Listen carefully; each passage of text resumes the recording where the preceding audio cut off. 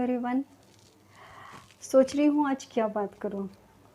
हम लोग जो कैंसर की फील्ड में काम करते हैं, हम लोग सोचते हैं कि हम एक दादा फील्ड में काम कर रहे हैं, क्योंकि कैंसर एक दादा बीमारी है। पर अब ये कोरोना आ गया है तो कैंसर थोड़ा पीछे हो गया। पीछे देखिए कैसे हुआ। बीच में 1.5 महीना तक तो ट्रीटमेंट टोटली बंद थी। उसके बाद स्क्रीनिंग 50% से भी कम हुआ। जितनी भीड़ डेली हॉस्पिटल में लगी रहती थी, मैं हमेशा सोचती बहुत जन कि ये सब पेशेंट गए कहाँ? अब उनका क्या होता होगा, उनके ट्रीटमेंट का। जिनको लगता नहीं नहीं नहीं, हर सप्ताह में वीकली कीमो होनी चाहिए। अब फिर से शुरू हो गया है, पर अब वो चीज़ नहीं रही। किसी भी फील्ड में देखिए, पता नहीं, कोरोना को हमने देखा नहीं है। काला है, गोरा है, लाल, पीला, हरा, कौन से रंग का है हमको पता नहीं है। पर ये कोरोना जिस रंग का भी है, इसने पूरे माहौल में कालिक ज़रूर फैला दी है। हर एक के पास, आप लोगों के पास भी किस्से हैं। हर एक के पास अब किस्सा है कि कोरोना के कारण क्या हुआ, इधर क्या हुआ, मेरे साथ क्या हुआ, हमारे पड़ोस में क्या हुआ, माहौल में क्या हुआ, मोहल्ले में क्या हुआ। हमेशा की तरह मेरे पास भी कुछ है आप लोगों के साथ शेयर करने के लिए। कोरोना के कारण क्या हुआ था।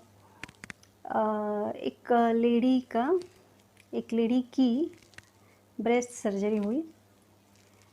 40 साल की लेडी है और ठेला चलाने का काम करते।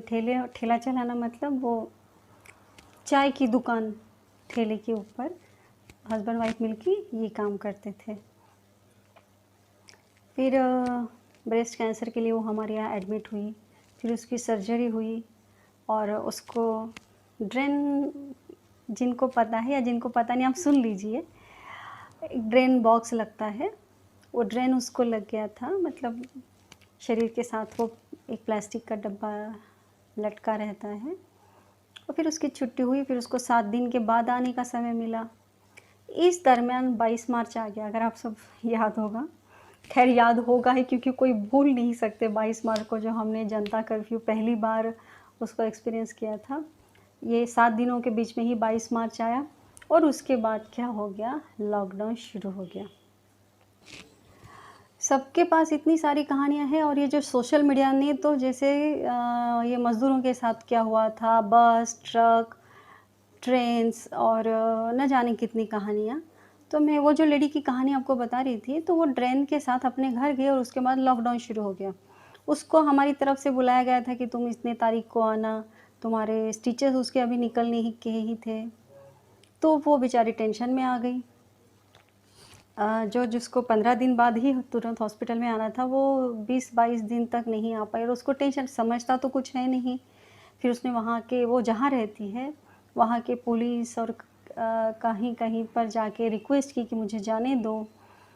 और उस दरमियान अगर मैं कुछ गलत बोल रही तो मुझे माफ़ कर दीजिए, पर उस दरमियान जिसको जिसको मौका मिला उसने, हर एक ने अपनी कमाई कर ली।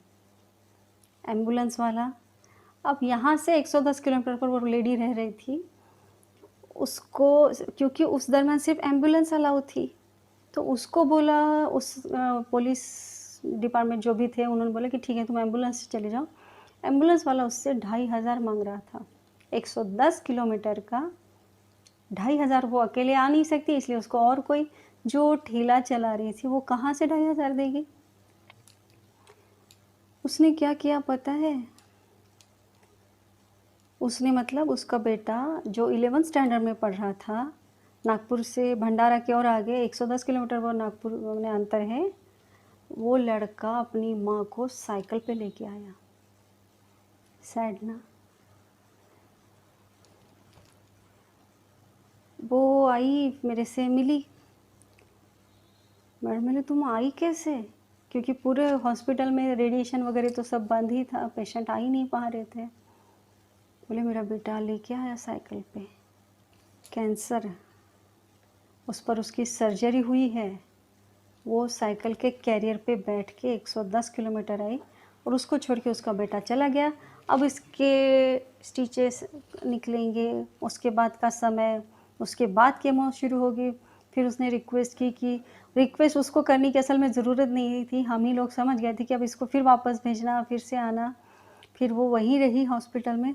अब सरकारी नियम भी इतने कड़क वो आए थे कि धर्मशाला में रखना है तो 1 बेड छोड़ के पेशेंट को जगह देनी है।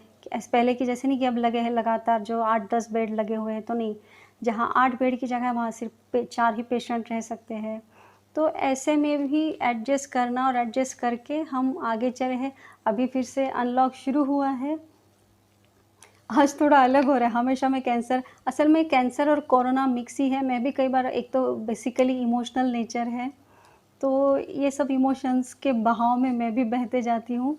सोचती हूँ कि जहाँ तक हो सके मदद करूँ, पर कभी-कभी अपने आप को हेल्पलेस पाती हूँ। जैसे ये लेडी का ही किस्सा हुआ। इसमें आप अगर देख रहे होंगे या बड़े उत्साह से देखना शुरू किया होगा, आपको लगेगा कि आज मंजरी ने क्या बता दिया, इसमें कौन-सी बड़ी बात है? हमारे उधर तो ऐसे हुआ था, हमारे इधर हाँ, पर ये चीज़ को मैंने खुद एक्सपीरियंस किया, वो मेरे से जुड़ी हुई थी और एक-एक का स्वभाव था, जैसे मैंने बोला मेरा स्वभाव बहुत इमोशनल है। अभी उसकी केमो हो गई है और शायद रेडिएशन होगा, पर अभी वो घर गई क्योंकि स्टेट ट्रांसपोर्ट की बसेस अभी शुरू हो गई हैं रेगुलर। तो अभी वो रेगुलर इन द सेंस शुरू हो गई है। फिर भी वो चीज़ है कि पहले से उन लोग ज़्यादा किराया ले रहे हैं, डबल किराया ले रहे हैं। पर आप लोग भी शायद मेरी बातों से सहमत होंगे कि कोरोना के दरमियान जिनको बन सका, उन्होंने अपनी कमाई कर ली। मेरा कहना सही है, गलत है, पर ये चीज़ को मैंने एक्सपीरियंस किया है कि बाकी ज़माने लोगों की ज़रूरतों को भूनना जिसको बोलते हैं कि मिल गया मौका कमा लो, मिल गया मौका कमा लो। ये कहाँ तक जाएगा मुझे पता नहीं। कहीं न कहीं रुकना चाहिए।